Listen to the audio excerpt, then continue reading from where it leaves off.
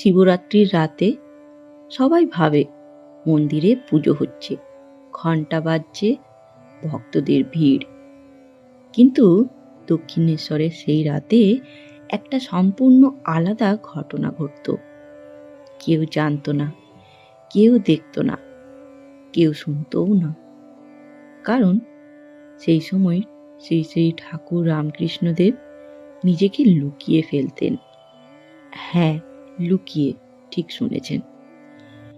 না ভক্তদের সামনে, না কীর্তনদের মাঝে। তিনি একা বসতেন, গভীর রাত জেগে করতেন এক গোপন সাধনা। আজ আমরা সেই সাধনার কথা জানব, শিবরাত্রির সেই অজানা সাধনার কথা, যা ঠাকুর নিজেই প্রায় কাউকে বলতেন না। চলুন, শেষ পর্যন্ত শুনলে আপনি বুঝতে পারবেন আজও সেই সাধনা কি আমরা করতে পারি।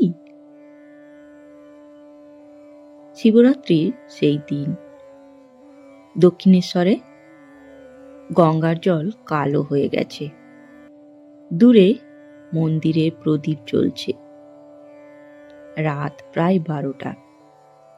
সবাই মনে করছে আজ শিবরাত্রি, তাই ঠাকুর নিশ্চয়ই বিশেষ পূজা করছেন। কিন্তু সত্যটা সম্পূর্ণ আলাদা ছিল। কারণ ঠাকুরের কাছে শিবরাত্রি মানে পূজা নয়। তাহলে কি ছিল ঠাকুরের কাছে শিবরাত্রির আসল মানে? আসুন এবার শুনি।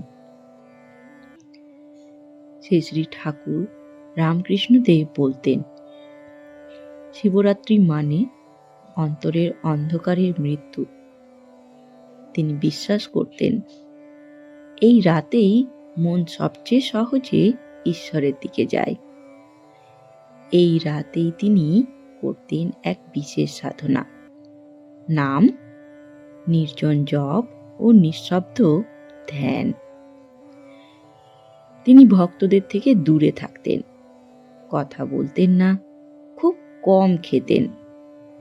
কারণ তিনি বলতেন আজ মনকে সম্পূর্ণ শূন্য করতে হবে। কিন্তু কেন এই শূন্য? আসুন জানি। শ্রী শ্রী ঠাকুর রামকৃষ্ণদেব বলতেন, যেখানে মন নেই সেখানেই শিব। এই শিক্ষা খুব গভীর। আমরা শিবকে খুঁজি বাইরে, ঠাকুর খুঁজতেন ভেতরে। এই রাতে তিনি নিজের মনকে পর্যবেক্ষণ করতেন। ভাবুন, একজন মানুষ বসে আছেন, নিজের মনকে দেখছেন, চিন্তা আসছে যাচ্ছে, তিনি শুধুই দেখছেন। আর এই সাধনাকে বলা হয় সাক্ষী ভাব। এখানেই ঘটেছিল এক আশ্চর্য ঘটনা।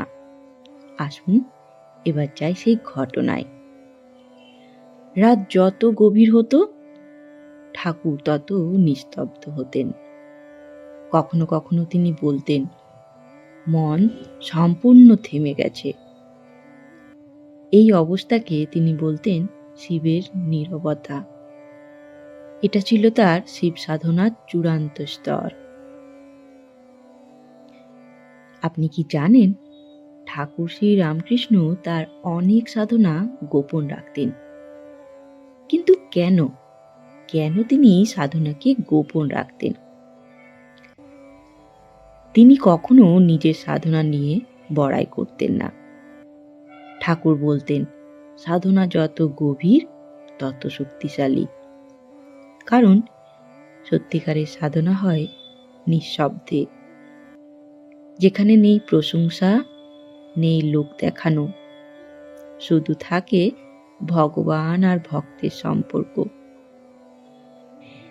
এই কারণেই তার সেই বিশেষ শিবরাত্রির সাধনার কথা খুব কম মানুষ জানতেন।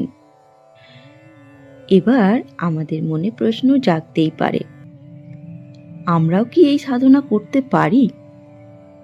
হ্যাঁ, খুব সহজভাবে আমরাও এই সাধনা করতে পারি।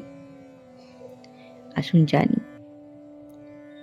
শিবরাত্রিতে 1 মিনিট নীরব বসুন, শ্বাস লক্ষ্য করুন, মনকে দেখুন। এটাই আধুনিক মানুষের জন্য ঠাকুরের সাধনা। বন্ধুগণ, শিবরাত্রির এই গভীর রাত আমরা অনেকেই পূজা করি, উপবাস করি, মন্দিরে যাই। কিন্তু আজ ঠাকুর আমাদের এক অন্য শিক্ষা দিলেন। সবচেয়ে বড় সাধনা হয় নিঃশব্দে, যেখানে কেউ দেখে না, কেউ জানে না, শুধু থাকে ভগবান আর আমাদের মন। হয়তো এই কারণেই ঠাকুর তার সাধনা গোপন রাখতেন, কারণ সত্যিকারের ভক্তি দেখানোর জন্য নয়, অনুভব করার জন্য। আজ শিবরাত্রির রাতে আমরা কি এইটুকু সময় নিজের জন্য রাখতে পারি? 1 মিনিট শুধু নীরব হয়ে বসতে পারি, নিজের মনকে দেখতে পারি। হয়তো সেখান থেকেই শুরু হবে আসল সাধনা। এখন আপনাদের জন্য একটা প্রশ্ন, আপনি কি আজ শিবরাত্রিতে কমপক্ষে 1 মিনিট নীরব ধ্যান করবেন? কমেন্টে জানাতে ভুলবেন না। আমি অপেক্ষায় থাকব। ধন্যবাদ, ভালো থাকবেন। ওম নমঃ শিবায়। জয় ঠাকুর, জয় মা, জয় স্বামীজি।